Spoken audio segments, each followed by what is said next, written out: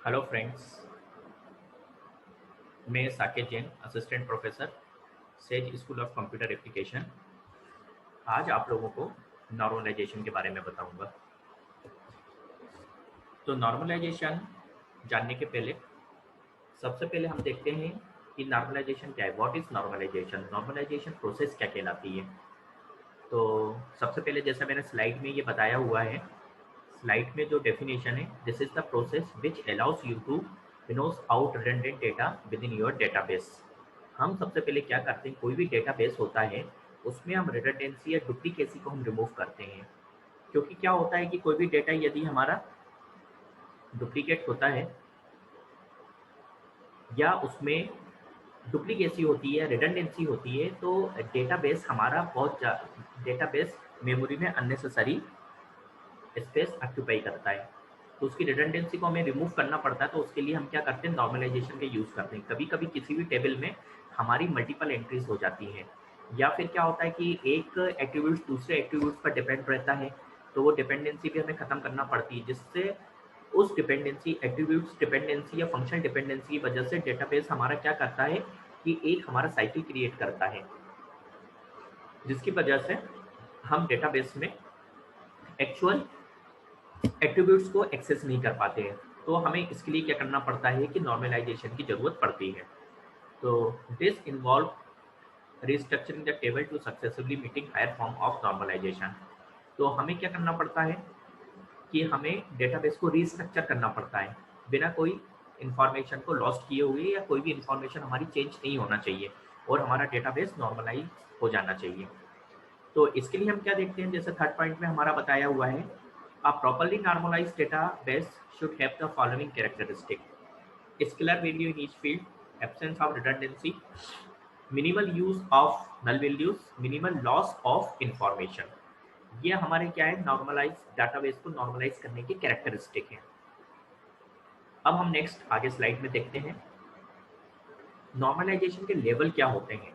तो level of normalization based on the amount of redundancy in the database. इसमें क्या होता है, नॉर्मलाइजेशन में हमारी रिडंडेंसी रिमूव करना होती है, जिसमें हमारी डुप्लीकेसी खत्म होती है और डेटाबेस हमारा नॉर्मलाइज होता है, या कोई भी एंट्रीज हमारी कॉपी नहीं होती है।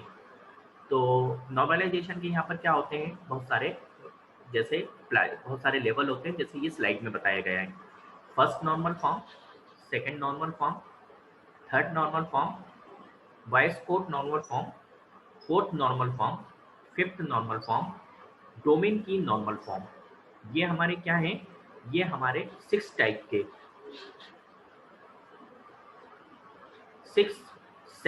के यहाँ पर ये क्या है, हमारे नॉर्मलाइजेशन के टाइप हैं। तो अगर हम नॉर्मलाइजेशन में ये देखते हैं, फर्स्ट नॉर्मल फॉर्म से हम लास्ट पे डोमेन की नॉर्मल फॉर्म तक जाते हैं, तो रिडंडेंसी यहाँ तक बिल्कुल रिमूव हो जाती है। लेकिन यहाँ से हमारा क्या होता है कि नीचे से, मतलब डोमेन की नॉर्मल फॉर्म से, यानी बॉटम से अप की तरफ जाते हैं, ऊपर की तरफ जाते हैं, तो यहाँ पर टेबल्स हमारी बढ़ती जाती हैं। ऐसे ही यहाँ पर क्या होता है कि बॉटम टू अप जाते हैं, यानी डोमेन की नॉर्मल फॉर्म से फर्स्ट नॉर्मल फॉर्म की तरफ जाते हैं, तो हमारा क्या होता है, हमारा यहाँ पे कॉम्प्लेक्सिटी हमारी इंक्रीज होती जाती है।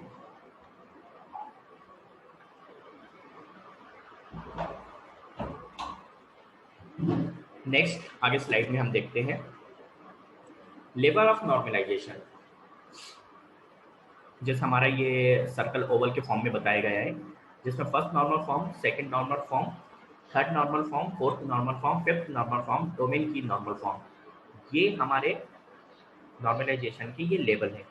जिसमें हमारा क्या होता है कि जैसे जैसे हमारे नॉर्मलाइजेशन का लेवल बढ़ता जाता है, तो सबसेट क्रिएट होते जाते हैं कि फर्स्ट नॉर्मल फॉर्म, जैसे अगर देखा जाए यहाँ पे second normal form, third normal form, fourth, fifth, ये भी सबसेट किसके हैं, फर्स्ट नॉर्मल फॉर्म के।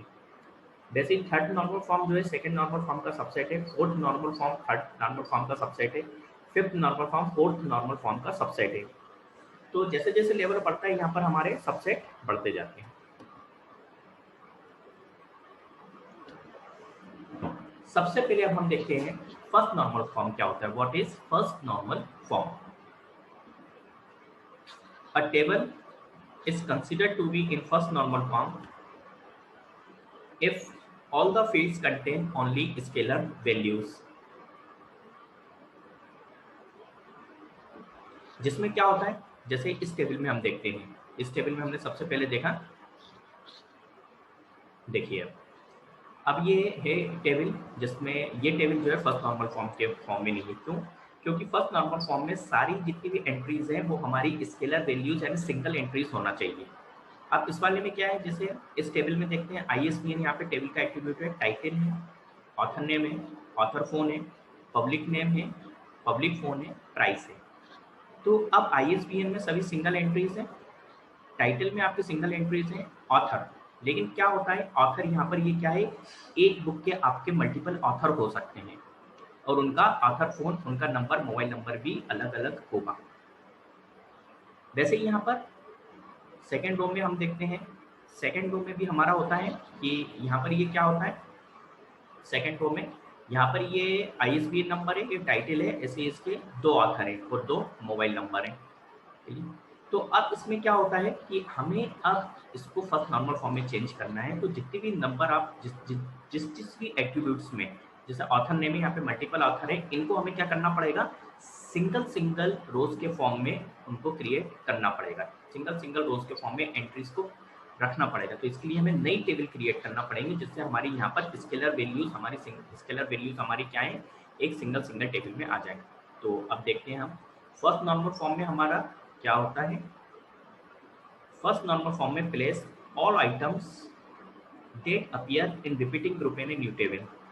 अब इसमें क्या है, फर्स्ट नॉर्मल फॉर्म, अब जो गिवन टेबल है उसको हमें फर्स्ट नॉर्मल फॉर्म के फॉर्म में डिकम्पोज करना है, यानी नई टेबल क्रिएट करना पड़ेगी। तो इसमें जितने भी नंबर ऑफ एंट्रीज है उनको हम सिंगल सिंगल, जितनी भी रिपीटेड, जिस भी एट्रीब्यूट्स में जितनी भी रिपीटिंग एंट्रीज हो रही हैं उन सबको हम सिंगल सिंगल कॉलम में रखेंगे। तो designated a primary key for each new table produce. अब इसमें हम क्या करेंगे, सबसे पहले हम ये देखते हैं कि जितनी भी हैं, जो भी रिपीट हो रही हैं एंट्रीज, उनको हम न्यू टेबल में रखेंगे। अब जैसे अब हमने क्या है, यहाँ पर सबसे फर्स्ट पॉइंट है जो हमें जो गिवन टेबल को फर्स्ट नॉर्मल फॉर्म के फॉर्म में क्रिएट करना है। तो इसमें ये हमारी टेबल है और ये एक हमारी टेबल है। इसमें हमारा क्या था, जैसे कि लास्ट हमारी ये टेबल थी,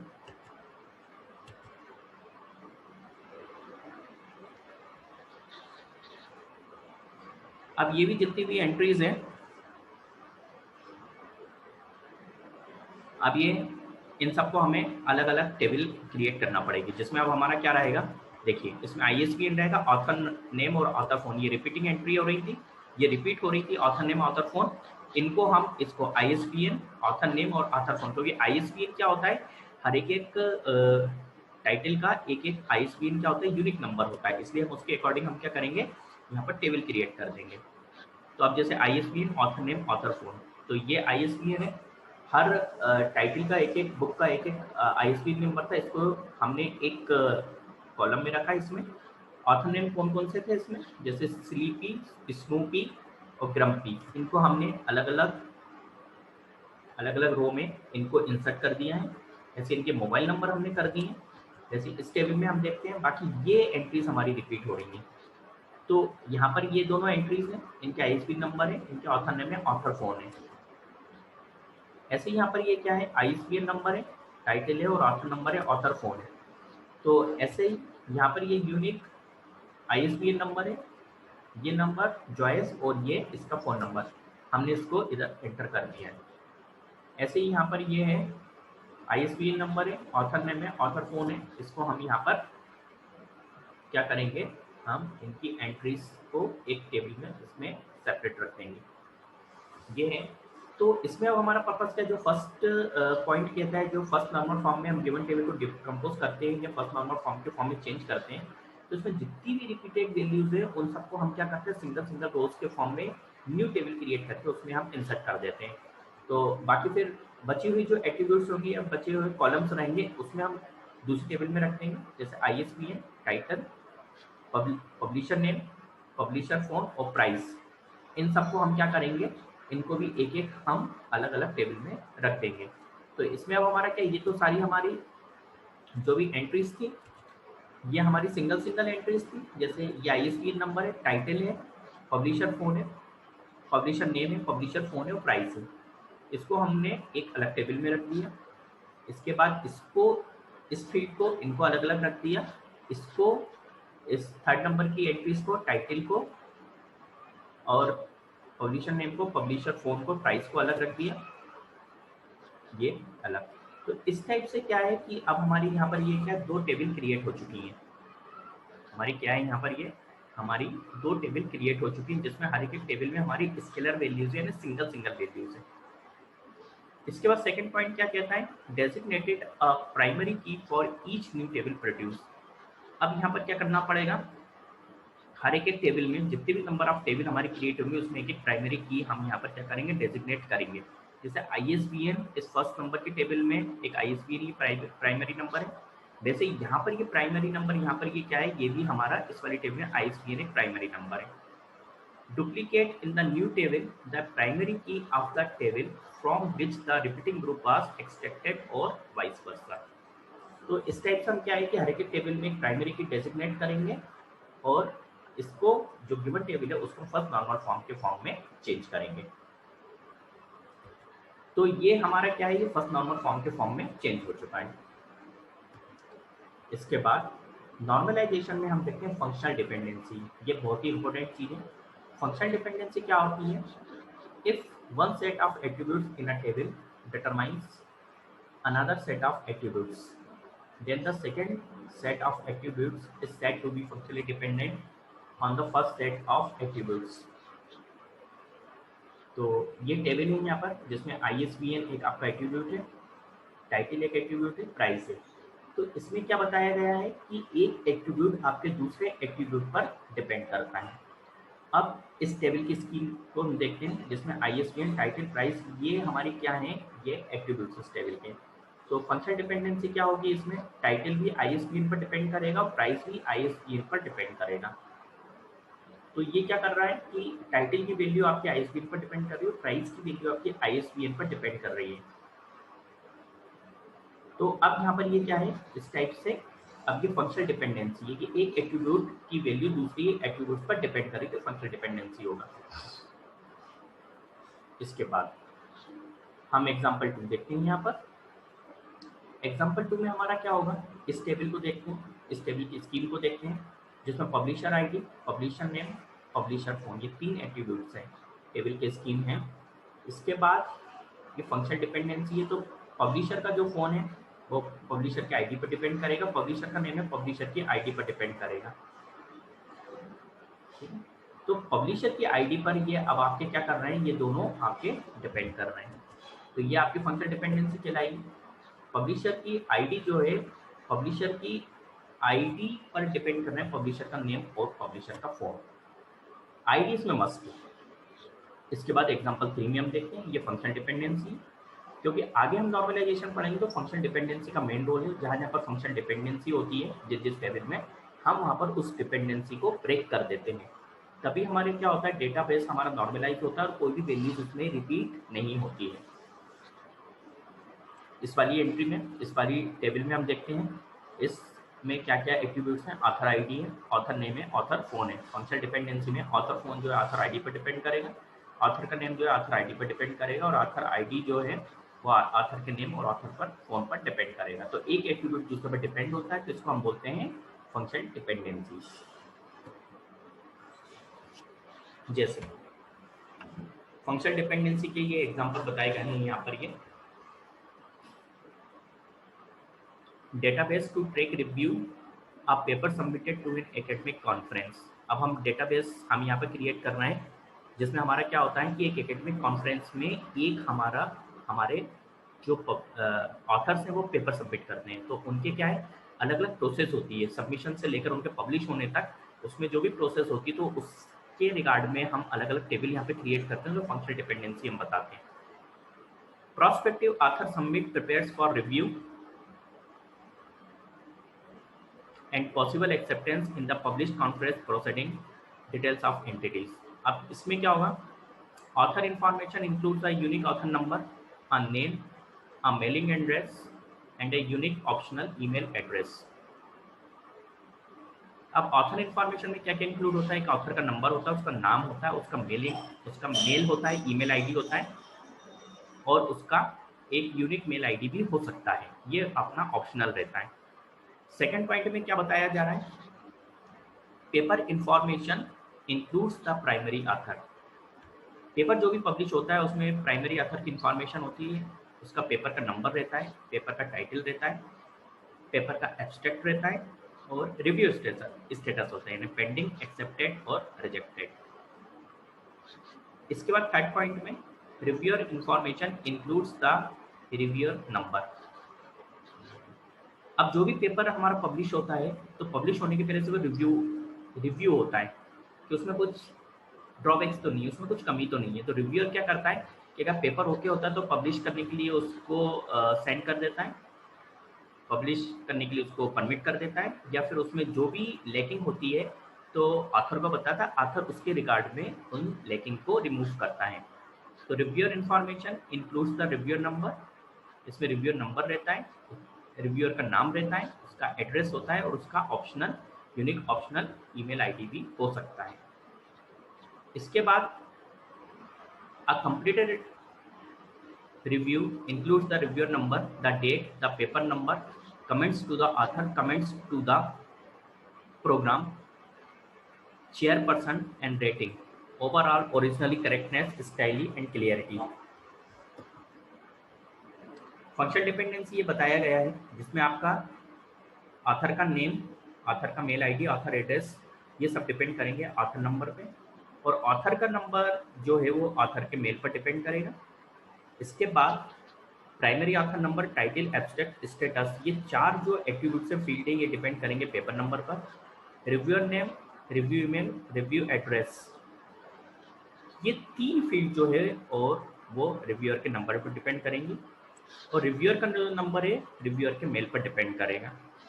इसके बाद author communication, program communication, date, rating 1, 2, 3, 4, 5, ये सभी फील्ड्स आपके रिव्यूअर नंबर और पेपर नंबर पर डिपेंड करेंगे। तो ये होता है फंक्शन डिपेंडेंसी। अब हम आगे देखते हैं सेकंड नॉर्मल फॉर्म। हमारा सेकंड नॉर्मल फॉर्म क्या होता है,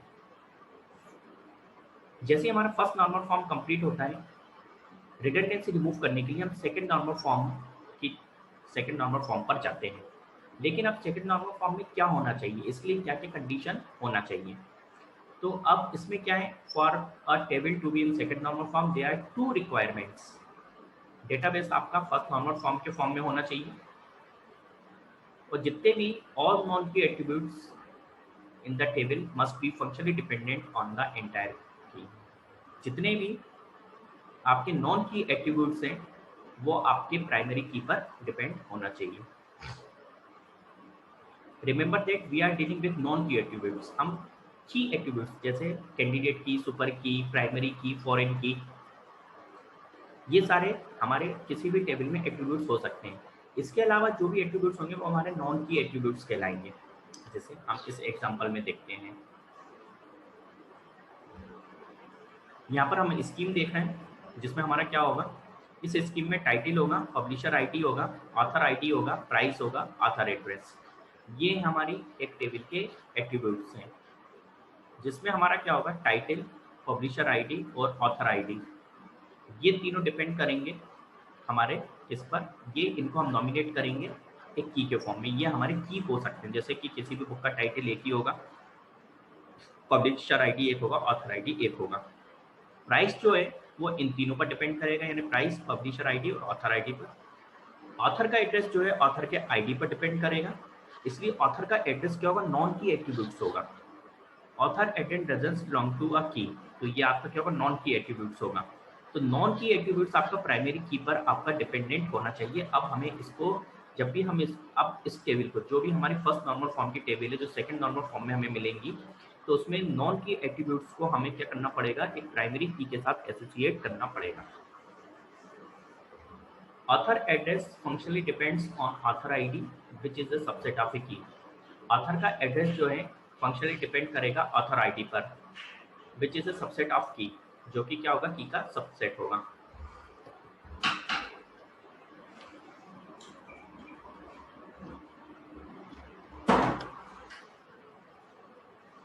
अब ये वाली टेबल देखते हैं हम,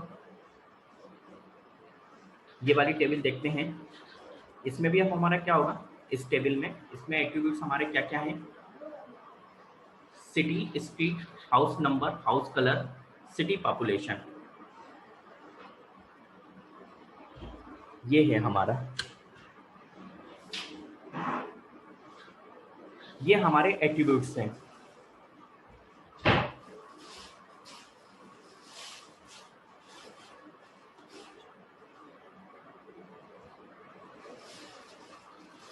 जिसमें सिटी, स्ट्रीट, हाउस नंबर जो है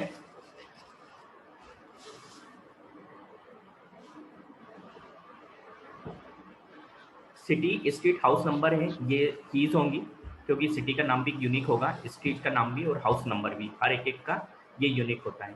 अब हाउस कलर जो है वो आपके हाउस कलर आपके इन एट्रीब्यूट पर डिपेंड करेगा।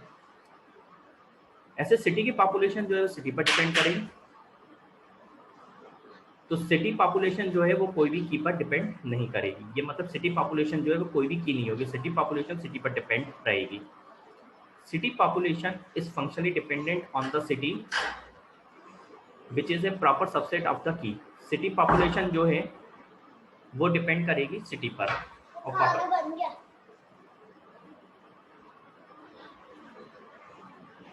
ऐसे यहाँ पर ये क्या रहेगा, studio movie budget studio city, यहाँ पर एक और टेबल देख रहे हैं, स्टूडियो और मूवी यहाँ पर ये कीज रहेंगी, और बजट रहेगा स्टूडियो मूवी, और बजट जो डिपेंड करेगा स्टूडियो और मूवी पर डिपेंड करेगा, और स्टूडियो सिटी जो है वो स्टूडियो पर डिपेंड करेगी। तो क्या होगा, studio city is not a part of a key, तो स्टूडियो सिटी जो है वो आपकी क्या है, आपकी की नहीं रहेगी। Studio city function dependent on the studio which is a proper subset of the key. Studio city क्या है, अब आपकी फंक्शनली डिपेंडेंट रहेगी स्टूडियो पर। तो जो भी हमारी टेबल है हम अब उसको क्या करते हैं, जो भी टेबल है उसको हमें सेकंड नॉर्मल फॉर्म के फॉर्म में ब्रेक करना है। तो उसके लिए क्या स्टेप्स होंगी, तो फर्स्ट सेकंड थर्ड, इसमें जैसे पॉइंट्स बताए गए हैं 3 स्टेप्स हैं। If A data item is fully functionally dependent on only A part of the primary की, move that data items and that part of the primary key to a new table। तो क्या रहेगा इसमें, data item is fully function dependent on the part of the primary की, जो भी non key attributes हैं वो आपके प्राइमरी की पर यहाँ पर क्या करेंगे, डिपेंड करेंगे। Move that data items and that part of the primary keys to a new table, इस टाइप के एट्रीब्यूट्स को हम क्या करेंगे, नई टेबल पे शिफ्ट करेंगे उनको, और एक प्राइमरी की के साथ एसोसिएट कर देंगे। In other data items are functionally dependent on the same part of the key, place them in the new table also। इसी टाइप के दूसरे एट्रीब्यूट्स यदि मिलते तो उनको भी हम न्यू टेबल में शिफ्ट कर देंगे। Make the partial primary key copied from the original table, the primary key for the table, trace all items that appear in the repeating group in a new table। जितने भी हमारे keys attributes हैं उनको हम, non key attributes हैं उनको हम primary key के साथ एसोसिएट कर देंगे। अब हम ये देखते हैं जो टेबल हमने अभी देखी थी, ओल्ड स्कीम के अकॉर्डिंग क्या होगा, title, publisher ID, author ID, price, author address, इनको हम क्या करेंगे, title, publisher ID, author ID, price, इसको एक नई टेबल में रख देंगे। ब्रेक करना है क्योंकि हमें जो प्राइस क्योंकि इन तीनों पर डिपेंड कर रही थी, और ऑथर का आईडी और ऑथर का एड्रेस हम नई टेबल में शिफ्ट कर देंगे। तो इसमें प्राइमरी की एक ऑथर आईडी हो जाएगी और ये ऑथर आईडी होगा।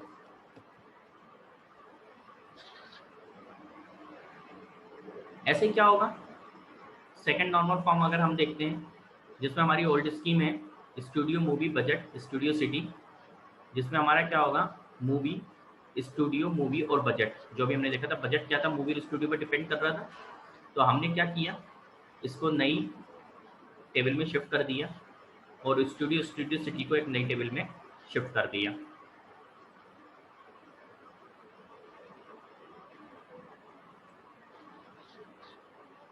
अब हम नेक्स्ट टेबल में देखते हैं जिसमें क्या होगा, city, street, house number, house colour, city population, जिसमें city, street, house number, house colour इनको एक अलग में शिफ्ट कर दिया, अलग टेबल में, और सिटी पॉपुलेशन जो है उसको एक अलग स्कीम में हमने यहाँ पर स्कीम के अकॉर्डिंग हमने नई टेबल में शिफ्ट कर दिया। तो सिटी यहाँ पर ये क्या है, एक अलग अलग प्राइमरी की है।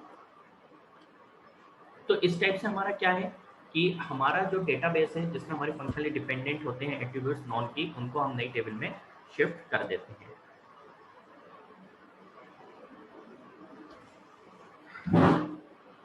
थर्ड नॉर्मल फॉर्म,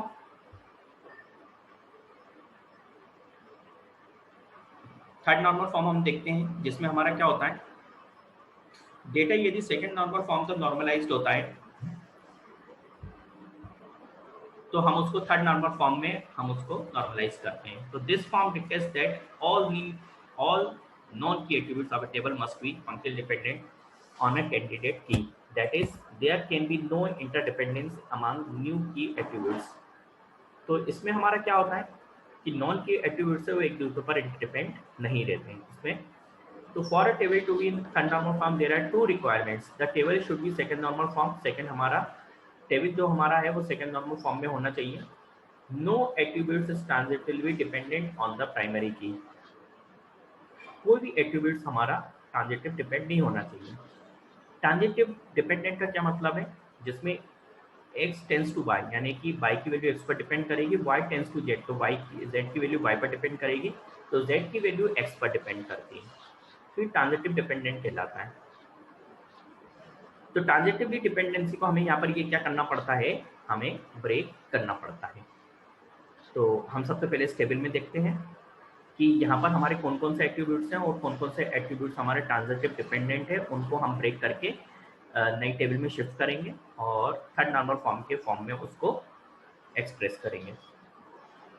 इसकी title, publisher ID, page count और प्राइस। जिसमें टाइटल है और पब्लिशर आईडी है, ये टाइटल और पब्लिशर आईडी हमारी की कहलाएंगे।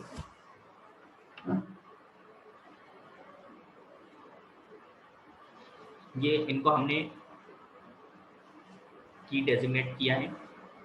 पेज काउंट, किसी भी बुक का जो पेज काउंट है वो टाइटल और पब्लिशर आईडी पर डिपेंड करेगा, और प्राइस जो है वो पेज काउंट पर डिपेंड करेगी। तो देखिए इन दोनों के बीच में अब हमारा क्या है, ये हमारा अब ट्रांजिटिव डिपेंडेंसी का रिलेशन है। तो both price and page count depends on a key, hence second normal form.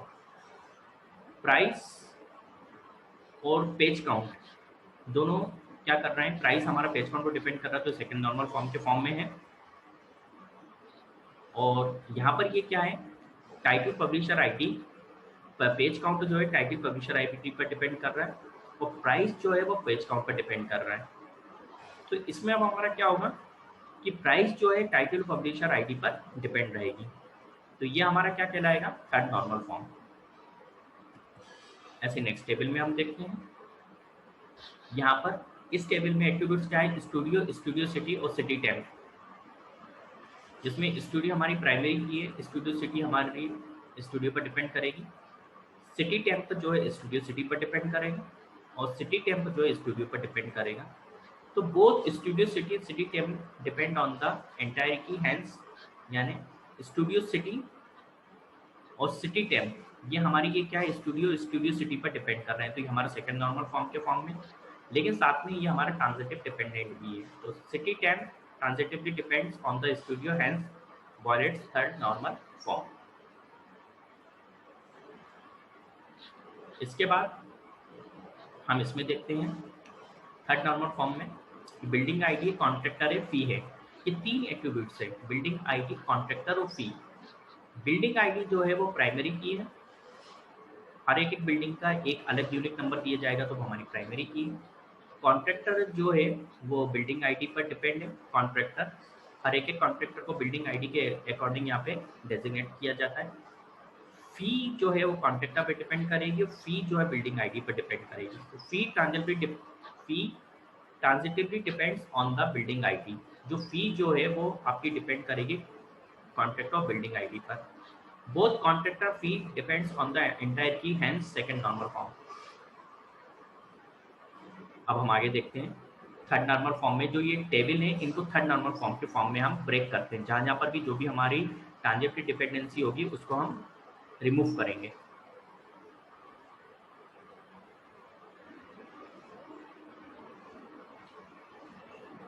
अब सेकंड नॉर्मल फॉर्म से थर्ड नॉर्मल फॉर्म डिकम्पोज करने के लिए हमारे क्या मेथड हो सकते हैं, क्या स्टेप्स हो सकते हैं वो हम देखते हैं। First point, move all items involved with transitive dependencies to a new entity.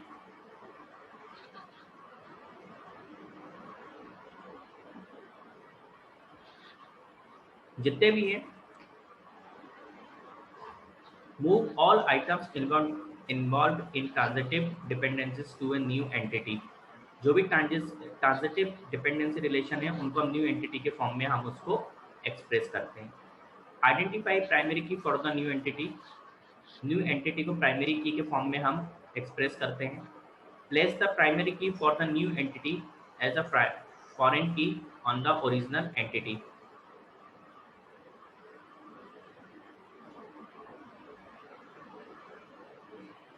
Primary key को क्या है, ओरिजिनली फॉरेन की पे हम उस पे फॉरेन की और प्राइमरी की हम क्या करते हैं, for the new entity foreign key on the original entity, हम इनके बीच में रिलेशन एस्टेब्लिश करते हैं प्राइमरी की और फॉरेन की के बीच में।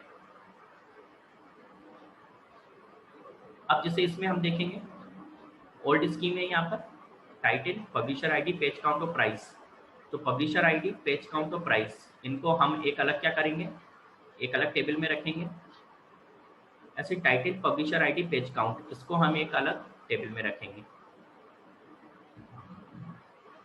पब्लिशर आईडी, पेज काउंट और प्राइस ये तीन एट्रीब्यूट्स हैं। ऐसे title, publisher ID, page count ये रहेंगे हमारे।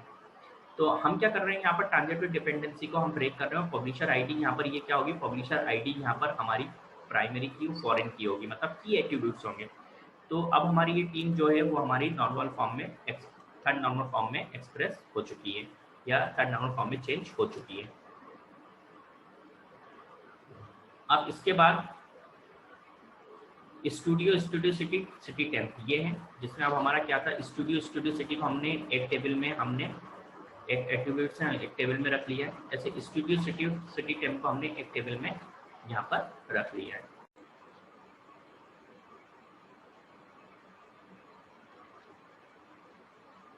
नेक्स्ट हम टेबल देखते हैं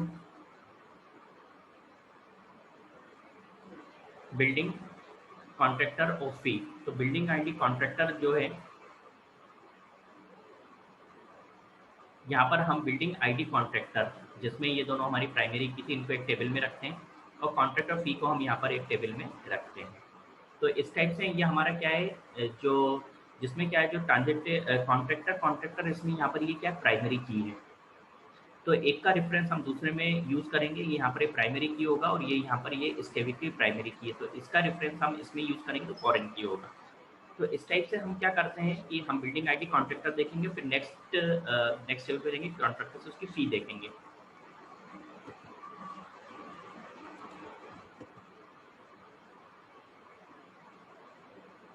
अब हम ये देखते हैं बॉयज फोर्थ नॉर्मल फॉर्म क्या होता है। ये भी थर्ड नॉर्मल फॉर्म के बाद ये नॉर्मलाइजेशन की प्रोसेस होती है, जिसमें हमारा क्या होता है, BCNF doesn't allow dependencies between attributes that belong to a candidates की।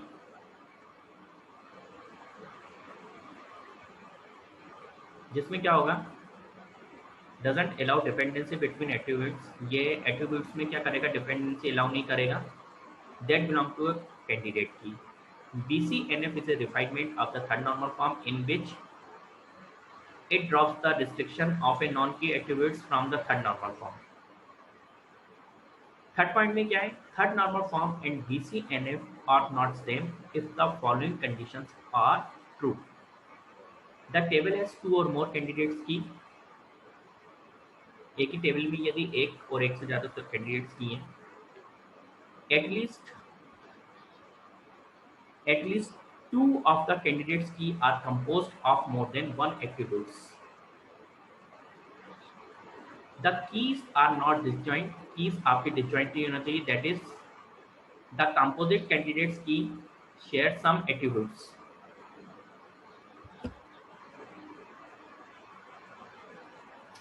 अब इसमें हम ये देखते हैं, ये टेबल हम देखना है, जिसमें इसकी में सिटी, स्ट्रीट, जिप कोड। तो सिटी और स्ट्रीट जो है वो आपकी की 1 पे डिपेंड करेंगी और जिप कोड और स्ट्रीट जो है वो आपकी ये की 2 होंगी, मतलब की होंगी। No key attributes hence third normal form, इसमें कोई भी नॉन की एट्रीब्यूट्स नहीं है, क्योंकि एक सिटी भी आपका की है, स्ट्रीट का नाम भी एक यूनिक होगा और जिप कोड भी आपका एक यूनिक होता है, तो इसमें कोई भी नॉन की एट्रीब्यूट्स नहीं है।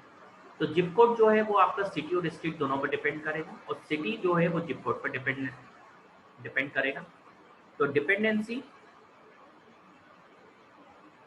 Between attributes belonging to a key, तो डिपेंडेंसी क्या है, attributes, dependency between attributes, attributes के बीच में जो डिपेंडेंसी है वो क्या है, की पर बिलोंग करेगी।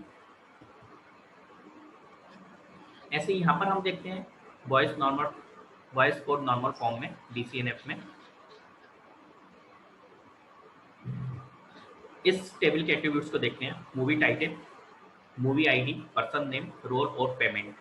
यहाँ पर ये 1 2 3 4 5 एट्रीब्यूट्स हैं, जिसमें मूवी टाइटल और पर्सन नेम है ये की एट्रीब्यूट्स हैं, ये की 1 पे डिपेंड करेंगे, और मूवी आईडी और पर्सन नेम है की 2 पर डिपेंड करेंगे।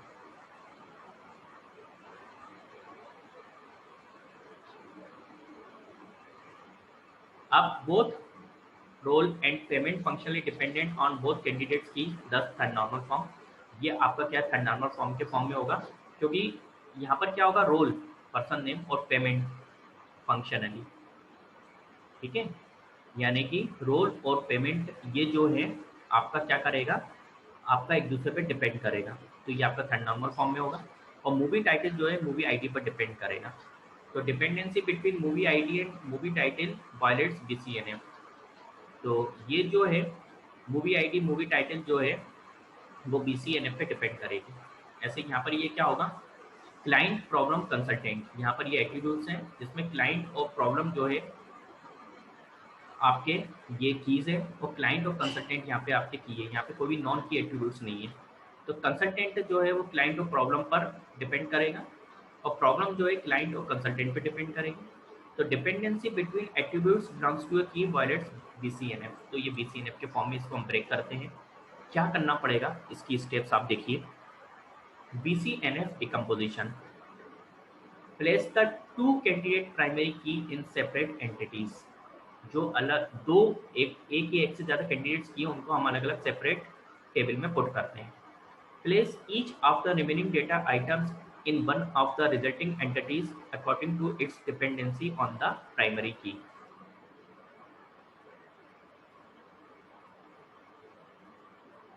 अब इसमें क्या बताया जा रहा है, जितने भी डेटा आइटम्स या एट्रीब्यूट्स हैं उनको हम क्या करते हैं, एक अलग टेबल में हम उसको एसोसिएट करते हैं, और प्राइमरी की यहाँ पर हम उसकी डेजिग्नेट करते हैं।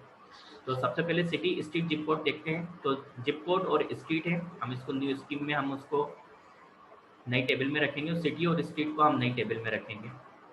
ये है।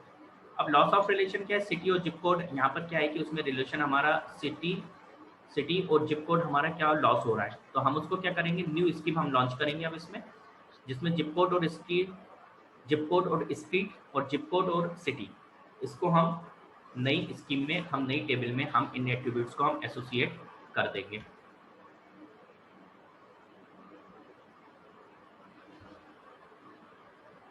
तो ये हमारे क्या कहलाता है, BCNF decomposition.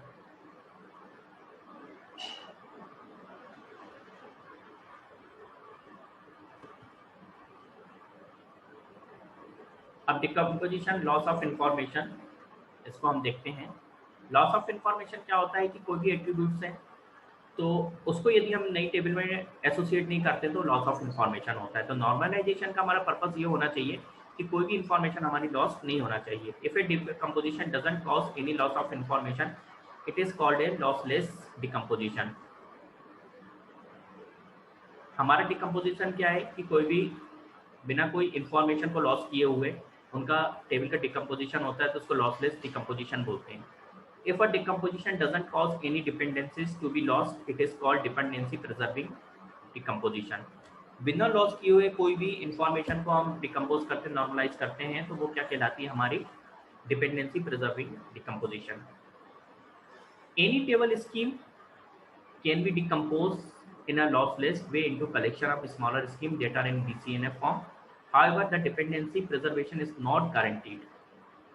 Any table can be decomposed in a lossless way into third normal form that also preserve the dependencies. Third normal form may be better than BCNF in some cases. अब BCNF decomposition हम बताएंगे यहाँ पर क्या होता है।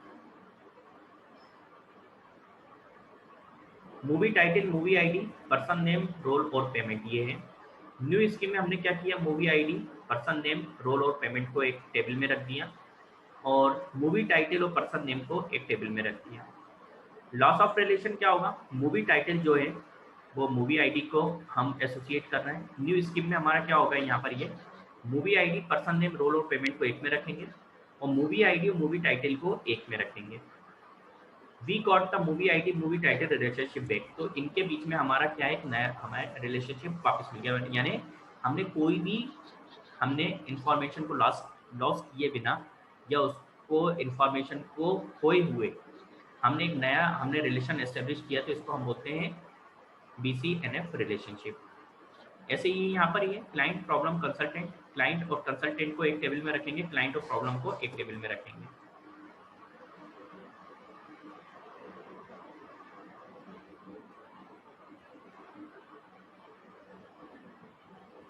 अब fourth normal form देखते हैं हम, what is fourth normal form. Fourth normal form क्या है ये?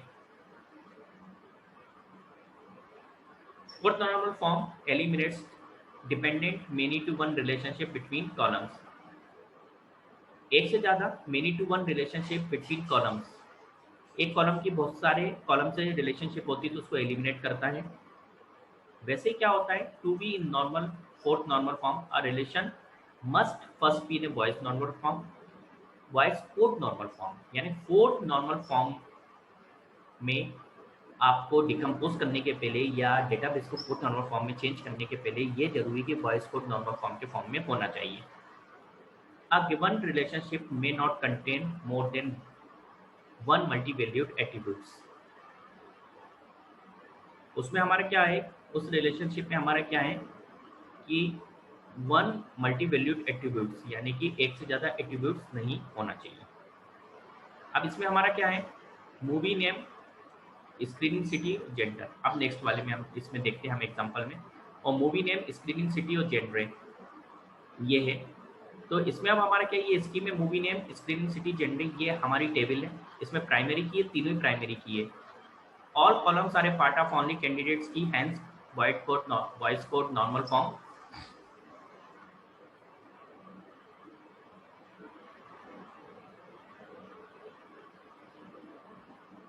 तो many movie can have the same gender, बहुत सारी मूवी में क्या है, सेम जेंडर होता है उसमें। Many cities can have the same movie, many cities can have the same movie, बहुत सारी सिटी में मूवी हो सकती है। और वायलेट्स फोर नॉर्मल फॉर्म, तो मूवी, स्क्रीनिंग सिटी और जेंडर ये है, ये हमारा फोर्थ नॉर्मल फॉर्म में नहीं है। वैसे ये यहाँ पर मैनेजर, चाइल्ड, एम्प्लॉइज, यहाँ पर ये एट्रीब्यूट्स हैं जिसमें मैनेजर, चाइल्ड और एम्प्लॉय ये सभी हमारी प्राइमरी की है। Each manager can have more than one child, हर एक मैनेजर के पास क्या है, एक से ज़्यादा चाइल्ड होते हैं। Each manager can supervise more than one employee, एक मैनेजर एक से ज़्यादा एम्प्लॉय को सुपरवाइज कर सकता है। तो फोर्थ नॉर्मल फॉर्म वायलेट्स, तो ये भी हमारा क्या होगा, फोर्थ नॉर्मल फॉर्म है नहीं है, तो इसमें हमारा क्या होगा, इसको हमें फोर्थ नॉर्मल फॉर्म के फॉर्म में चेंज करना पड़ेगा। तो मैनेजर, चाइल्ड, एम्प्लॉय। ऐसे यहाँ पर हम देखते हैं एम्प्लॉय, स्किल, फॉरेन लैंग्वेज, तो ये तीनों ही हमारी प्राइमरी की है। Each employee can speak multiple language, एक एम्प्लॉय बहुत सारी लैंग्वेज बोल सकता है। Each employee can have multiple skills, हर एक एम्प्लॉय के पास एक से ज़्यादा स्किल हो सकती है। 10 वॉयलेट्स फोर्थ नॉर्मल फॉर्म, ये हमारा क्या होगा, फोर्थ नॉर्मल फॉर्म के फॉर्म में नहीं होगा।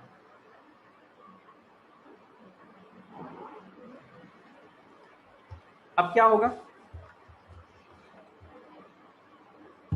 नेक्स्ट हम देखते हैं कि फोर्थ नॉर्मल फॉर्म में हम क्या करेंगे। जो भी टेबल है अगर वो हमारी फोर्थ नॉर्मल फॉर्म के फॉर्म में नहीं होती तो उसको चेंज करने के लिए हम क्या स्टेप्स लेते हैं। Move the two multi valued relation to separate table, जो मल्टी वैल्यूड है हम उसको जो भी टू मल्टी वैल्यूड है हम उनको सेपरेट टेबल में एसोसिएट करते हैं। मेनी टू वन रिलेशनशिप को हमें खत्म करना है। तो movie name, screening city, gender ये है हमारा, और इसमें क्या होगा, मूवी नेम, स्क्रीनिंग सिटी, ये हमने ये देखा था टेबल में। अभी देखिए मूवी, स्क्रीनिंग सिटी और जेंडर ये तीन फील्ड थी हमारी। तो मूवी नेम, तो मूवी नेम और जेंडर, मूवी नेम और स्क्रीनिंग सिटी को हम एक में चेंज कर देंगे और मूवी नेम, जेंडर को एक में चेंज कर देंगे, ठीक है। तो मेनी टू वन रिलेशनशिप हमारी ये खत्म हो जाएगी। इसमें यही बताया गया है, मूवी नेम और जेंडर, जेंडर मतलब कॉमेडी है, ड्रामा है, हॉरर है, कैसी पिक्चर है। तो इसको एक अलग कर देंगे, मूवी और स्क्रीनिंग सिटी को इसको हम अलग कर देंगे। तो ये हमारी क्या है, मूवीज़ की जो है ये हमारी मैनी टू वन रिलेशनशिप को ब्रेक कर देगा। ऐसे ही हम क्या कर रहे हैं यहाँ पर, ये इसमें मैनेजर चाइल्ड एम्प्लॉय, तो न्यू स्कीम में एक मैनेजर के बहुत सारे बच्चे हो सकते हैं और एक मैनेजर बहुत सारे एम्प्लॉय को क्या करता है, मॉनिटर कर सकता है। तो मैनेजर चाइल्ड और मैनेजर एम्प्लॉय, ये फोर्थ नॉर्मल फॉर्म हो गया। वैसे यहाँ पर होगा employee skill foreign language, employee और स्किल को हम एक टेबल में रखेंगे, एम्प्लॉय फॉरेन लैंग्वेज को एक टेबल में रखेंगे, तो ये चेंज हो गया। ऐसी फिफ्थ नॉर्मल फॉर्म है। जैसे फोर्थ नॉर्मल फॉर्म हमारा फिनिश होता है, वैसे ही हमारा ये फिफ्थ नॉर्मल फॉर्म स्टार्ट हो जाता है। लेकिन क्या होता है कि फिफ्थ नॉर्मल फॉर्म में हमें डेटाबेस को नॉर्मलाइज करने की बहुत कम जरूरत पड़ती है, क्योंकि फोर्थ नॉर्मल फॉर्म तक आते आते ही हमारा डेटाबेस हमारा नॉर्मलाइज हो जाता है। तो यही इसमें लिखा है, fifth normal form is satisfies when all tables are broken into as many tables as possible in order to avoid redundancy. Once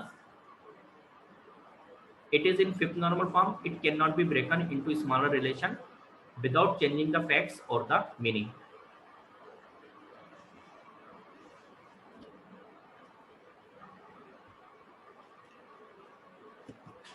इसके बाद हमारा क्या होता है, फिफ्थ नॉर्मल फॉर्म के बाद डोमेन की normal form. The relationship is in DKNF when there can be no insertion or deletion anomalies in the database।